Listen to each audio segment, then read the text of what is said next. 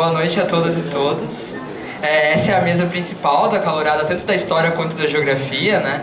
E o nosso tema é cotas e permanência. Teve alguns pequenos atrasos, tanto com a mesa anterior, né, como vocês puderam perceber, e alguns palestrantes estão em vias de estar aqui, mas a gente já vai começar agora. Pela burocracia e pelo governo militar. E aí essa associação existe até hoje como entidade da moradia e eu sou da atual gestão. Além disso, também sou daqui do curso de História, construo o GT de Permanência, grupo de trabalho que discute e que, enfim, que a gente também atua nas questões de permanência estudantil dentro do curso de História. Primeiramente, eu vou falar só um pouquinho sobre o surgimento desse grupo de trabalho, né? Explicar, na verdade, o que é o grupo de trabalho, o que é a permanência estudantil, para que a gente consiga, enfim, chegar a outras questões que estão ligadas diretamente a isso. Um grupo de trabalho, então, ele é um grupo de pessoas que se reúnem, um grupo aberto, e as pessoas vão entrando, para que a gente consiga construir justamente o debate sobre a permanência estudantil. A gente começou ano passado criando um questionário para a gente identificar qual que é o perfil socioeconômico das estudantes e dos estudantes de História, para que a gente consiga identificar onde estão os problemas, né? Inclusive, a gente teve um problema com isso ano passado. O GT de Permanência da História surgiu no final da greve de 2014, que foi uma greve bem longa, e uma greve que aconteceu muita coisa, dentre elas vazadão, enfim, teve uma forte atuação do Sintusp, e foi uma greve, de fato, com recorte de classe, uma greve que a gente viu que tinha uma pauta justamente também sobre a questão salarial e a questão de precarização da universidade. O GT de Permanência surge nesse final de greve e a gente começou a articular o GT, na verdade, com o GT Central.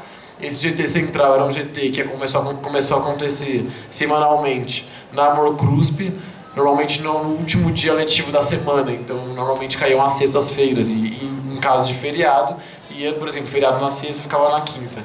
E a gente fazia também na base dos cursos, justamente para a gente entender quais são os problemas locais, por exemplo, odontologia, artes visuais, artes cênicas, tem problemáticas diferentes. Uma coisa que eu queria falar antes é que assim, hoje à tarde a gente fez uma atividade falando sobre a questão de cotas de permanência na universidade, e uma coisa que eu senti muito na fala das pessoas, principalmente primeiro-anistas, é que muitas e muitos de vocês estão aqui agora vieram de um processo massacrante, de um processo cruel, né, chamado vestibular, que é uma ferramenta também de elitização da universidade, que também está vinculada à permanência estudantil, né, que é um vestibular que adota na USP, né, um vestibular sem cotas, uma das poucas universidades públicas ainda sem cotas, e que, segundo a própria USP, né, o programa de permanência estudantil da USP é o melhor do Brasil, segundo ela mesma, tem os melhores programas, e uma universidade sem cotas, e que a população preta, pobre, periférica, de escola pública que entra, infelizmente fica privada de uma série de direitos.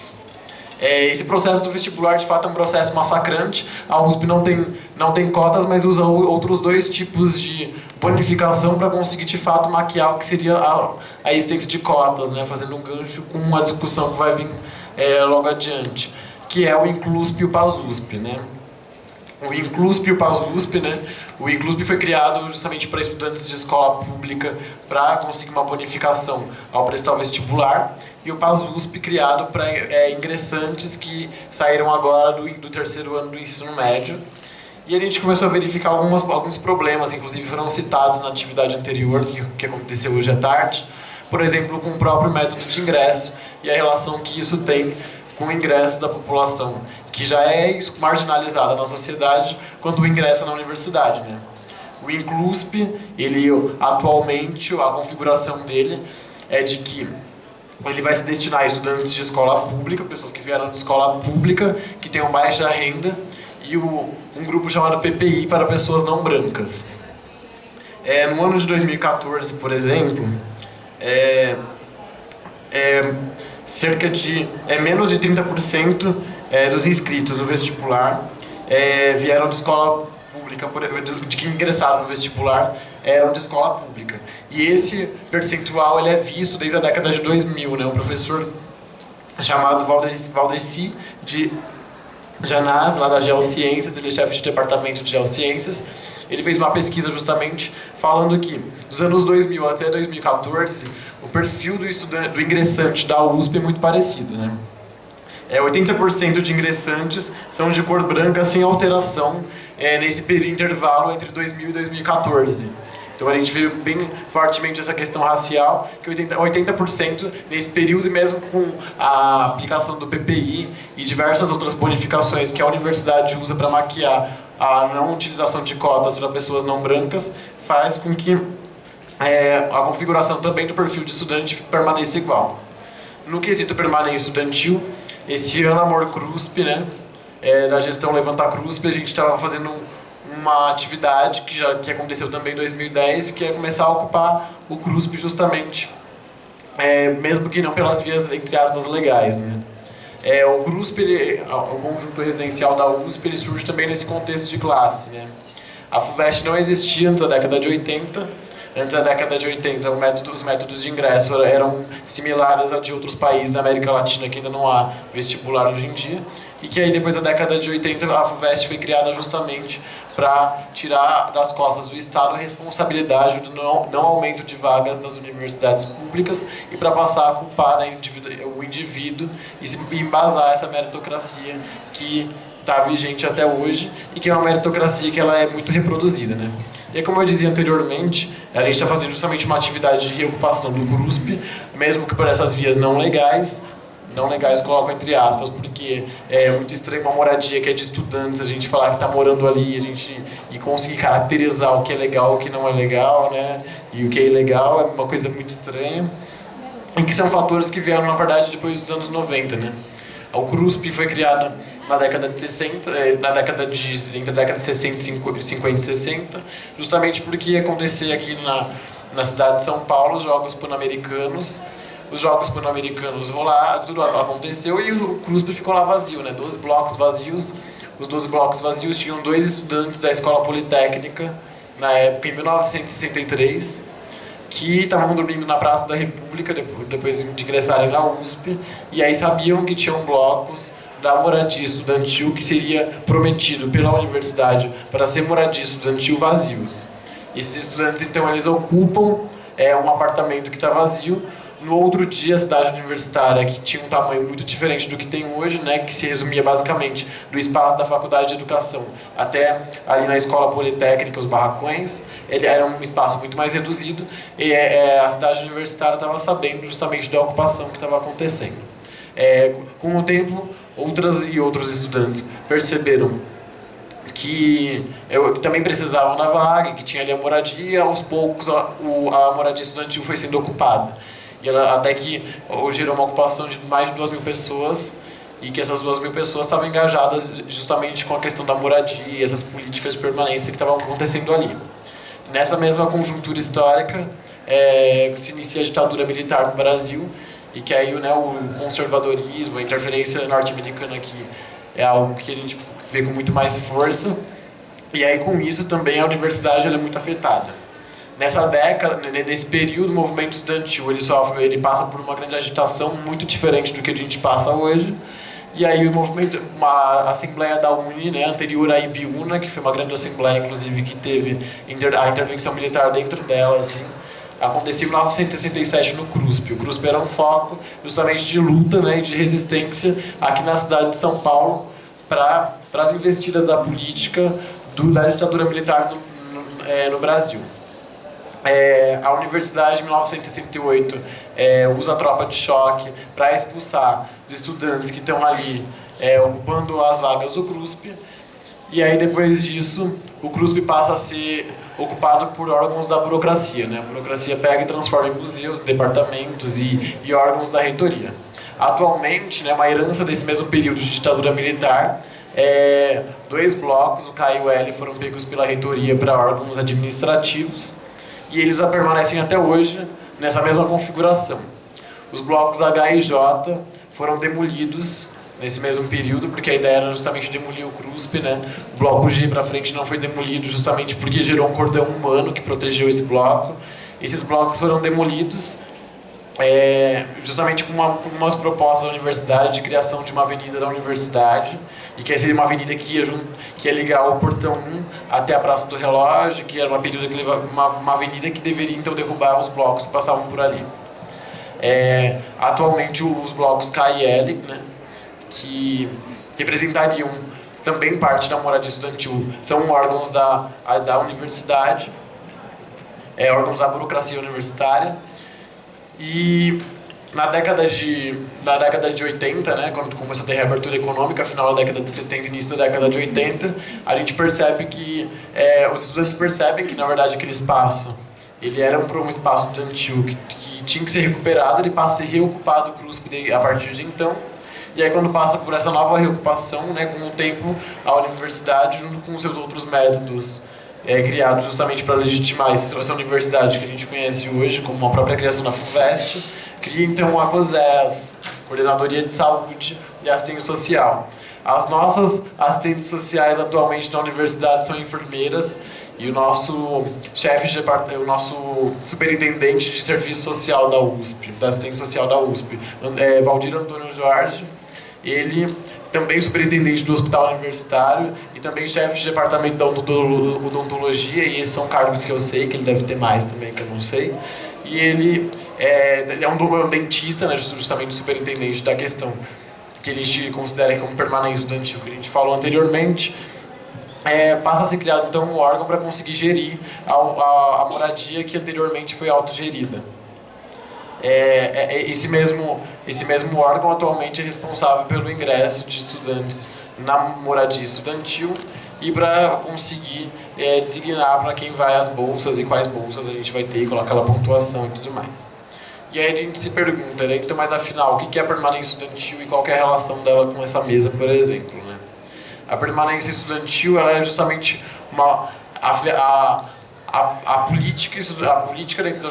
a prática política estudantil dentro da universidade para manter justamente a população que não consegue se manter aqui, a gente que veio de longe, que enfim, veio de escola pública, que tem muita dificuldade de se manter aqui, para a gente conseguir manter a nossa graduação, para que não haja evasão dos cursos, enfim. Pelos poucas de nós que ainda entramos na universidade, que é um número muito pequeno atualmente. E justamente a criação desse GT de permanência vem para isso, justamente questionando também o que é essa permanência estudantil, né, como que ela está ligada justamente a uma questão de classe, e não tem como a gente falar então em cotas e pensar então em um fim de vestibular e derrubar essa universidade nesse caráter que ele está hoje, transformar numa outra coisa, senão a gente não conseguir investir de fato o que seria uma política de permanência estudantil, e se a gente não conseguir colocar justamente as pessoas que devem protagonizar essa luta aqui, que são justamente nós, estudantes de escola pública, e a população indígena, a população preta, enfim, as pessoas que vão de fato protagonizar isso. Se não estiverem aqui, dificilmente a gente vai conseguir construir o que seria a transformação dessa realidade, né? A gente percebe, por exemplo, que na USP, né, no ano de 2009, por exemplo, a influência do fator de renda familiar, que a população, por exemplo, que ganha entre 1 a 10 salários mínimos, entrou em uma proporção de 1/20 para ingressantes com uma renda per capita acima de 20 salários mínimos. Atualmente a gente percebe, por exemplo, que esses dados, embora verídicos, e que isso é perceptível quando você entra na sua sala e você olha para o rosto das pessoas que estão atrás e você vê que não se identifica muito com o seu e com a sua família, enfim. A gente sabe também que a mídia tem se apropriado muito disso, justamente para conseguir, enfim, tocar mais ainda esse projeto neoliberal de universidade, quando, por exemplo, a Folha vai lá e fica falando: quem estuda na USP só boy, essa galera que é assim. Então, logo, se cobrarmos mensalidade, por exemplo, isso não vai ser um problema, uma vez que a maioria das pessoas podem pagar segundo essa mídia burguesa. Então, justamente esses dados têm se apropriado dessa maneira, e esse debate de permanência, por exemplo, e a questão das cotas que está aqui, é justamente muito importante que a gente consiga politizar isso, inclusive fazer um movimento grande que passe da universidade, né? O próprio movimento, por exemplo, da questão da tarifa, que hoje em dia é uma coisa que a gente vê mais cotidianamente, é algo também que, enfim, no movimento estudantil, em outro momento, já foi uma pauta que já foi bem tocada, assim, né?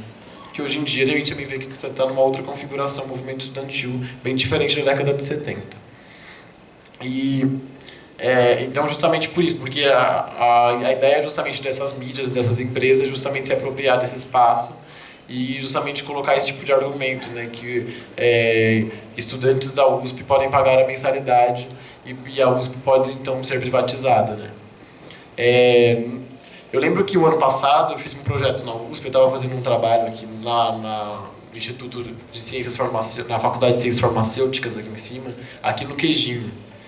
E eu lembro que é uma cena muito interessante, assim, que eu até lembrei para trazer para cá hoje, que eu estava trabalhando, ia acontecer um evento aberto da USP, e eu lembro que a gente estava em geral, eu via muitos símbolos do Santander, por exemplo, eu não sabia, era um evento para intercambistas, e eu via apenas símbolos do Santander.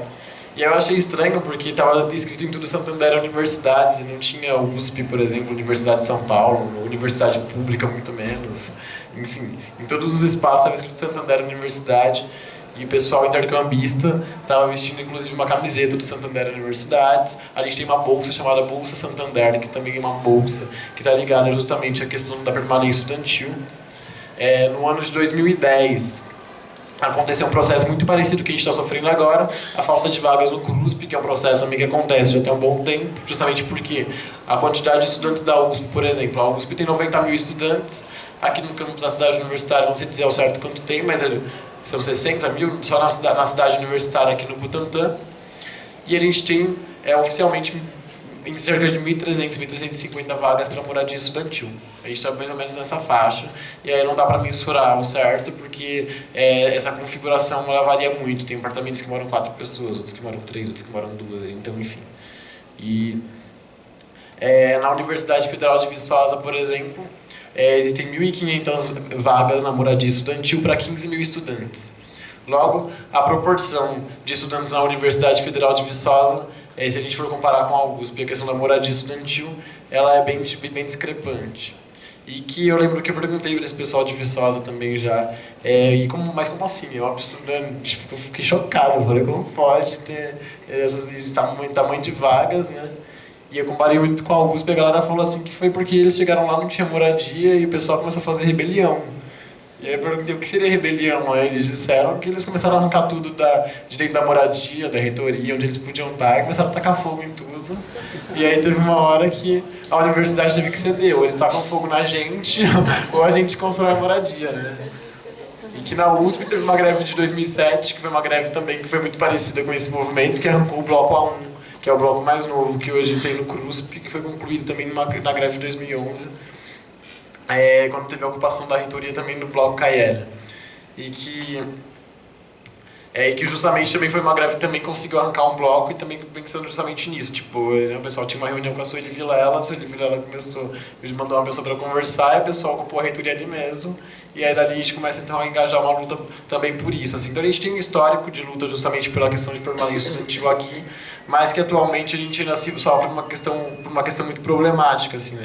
É muito difícil, a gente não tem um alcance, por exemplo, de GTs de permanência, para que a gente consiga alcançar, sei lá, a Poli, porque a Poli, embora seja majoritariamente de um perfil de estudante que a gente já sabe, a gente também tem certeza que tem muita gente que precisa, e essas pessoas que precisam, eu não sei como que elas conseguem se manter e se mantêm, e enfim, a gente não tem contato, a gente simplesmente não tem perna.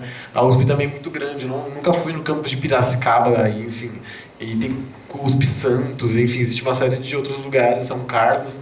Então, assim, a gente ainda tem um movimento estudantil, ainda acho que precisa se engajar muito, politizar muito essa questão da permanência estudantil, que o nosso quadro é bem assustador aqui na universidade. E, assim, mesmo com tudo isso que eu falei, eu acho que vai ser muito importante que vocês estejam aqui agora. E eu fico muito feliz de saber que, pelo menos, a gente conseguiu encher um auditório hoje, numa semana de ingressantes, para conseguir falar da questão da permanência estudantil. Lembrando que é uma questão também completamente vinculada à questão das cotas, né? E a questão de classe dentro da universidade. Acho que é isso.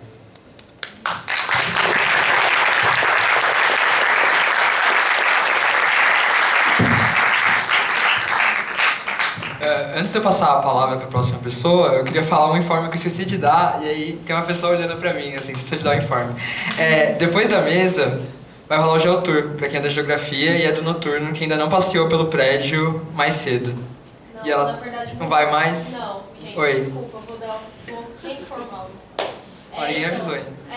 O Geotour, ele não vai rolar hoje, e a gente vai falar para os laboratórios para reprogramar, para deixar para outro dia e vai avisar para vocês no grupo, beleza? Isso aí também em sala, assim, talvez vai ser essa semana ou na outra, assim, mas a gente vai deixar tudo claro para vocês depois, beleza? Foi mal aí, desculpa a gente por causa da mesa e tal. Assim. Então, noturno, vocês também passearão pelo prédio, tá? Não se sintam deixados de lado. A próxima pessoa a falar é o Tupã, e ele vai falar da questão indígena em relação às cotas.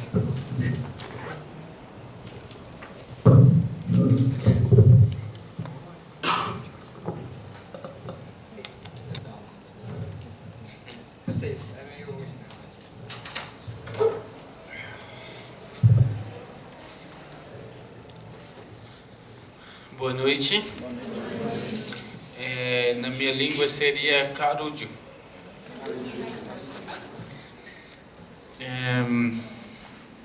Acho que é a forma de entendimento dentro dos nossos conhecimentos sobre essa questão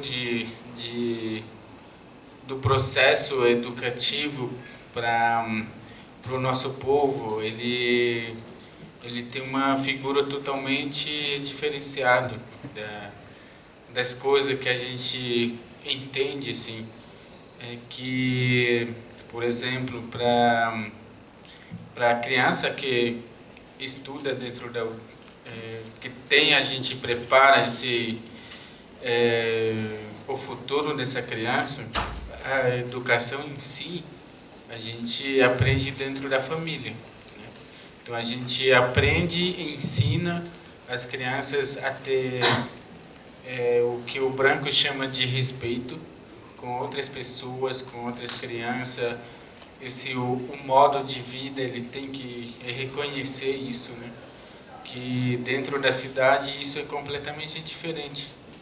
Porque, infelizmente, o que eu aprendi dentro da escola do branco é que as crianças não são preparadas para ter essa visão de que ele é um ser humano.